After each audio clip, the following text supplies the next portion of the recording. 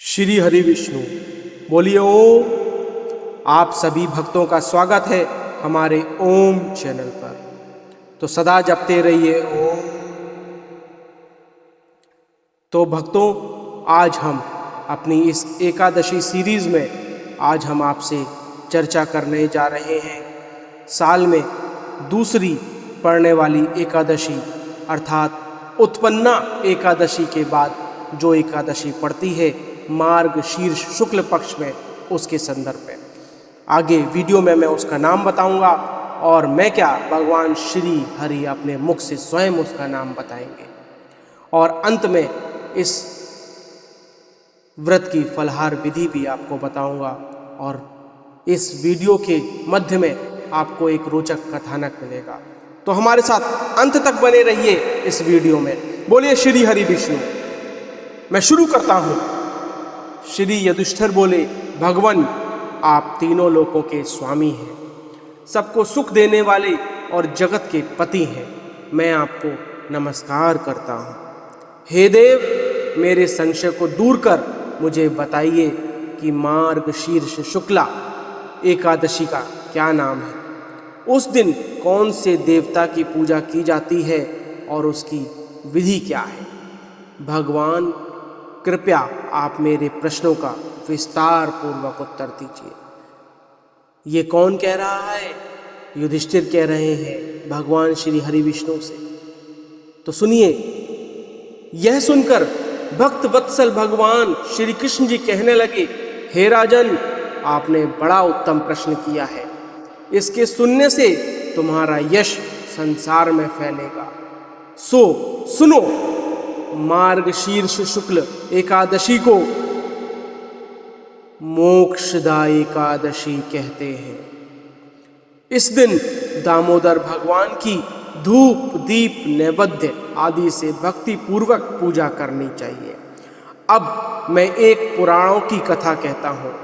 इस एकादशी के व्रत के प्रभाव से नरक में गए हुए माता पिता पुत्र आदि को स्वर्ग की प्राप्ति हो जाती है। आप सभी इसे ध्यानपूर्वक सुनिएगा। तो कथा कुछ इस प्रकार है। गोकुल नगर में वैशाख नस नाम का एक राजा राज्य करता था। उसके राज्य में चारों वेदों के ज्ञाता ब्राह्मण रहते थे। एक समय रात्रि को राजा ने स्वप्न में अपने पिता को नरक में पड़े देखा। इससे उसे बड़ा आश्चर्य हुआ और प्रातः होते ही ब्राह्मणों के पास जा अपने स्वप्न कथा कहने लगा कि मैंने पिता को नरक में पड़े देखा है और उन्होंने मुझसे कहा है कि पुत्र, मैं नरक में पड़ा हूँ, यहाँ से तुम किसी प्रकार मेरी मुक्ति करो। जब से उनके ये वचन मैंने सुने हैं, मेरा मन बड़ा अशांत है। मुझे इस राज्य, धन, पुत्र, स्त्री, हाथी, घोड़े आदि में कुछ भी सुख प्रतीत नहीं होता। अब मैं क्या करूं, कहाँ जाऊं? इस दुख के कारण मेरा सारा शरीर जल रहा है। अब आप कृपा करके कोई तप, दान, व्रत आदि ऐसा उपाय बताइए जिससे मेरे पिता की मुक्ति हो जाए। उस पुत्र का जीवन व्यर्थ है जो अपने माता पिता का उद्धार ना कर सके। राजा के ऐसे वचन सुनकर ब्राह्मण कहने लगे, हे राजन, यहाँ समीप ही भूत भविष्य वर्तमान के ज्ञाता पर्वत ऋषि का आश्रम है।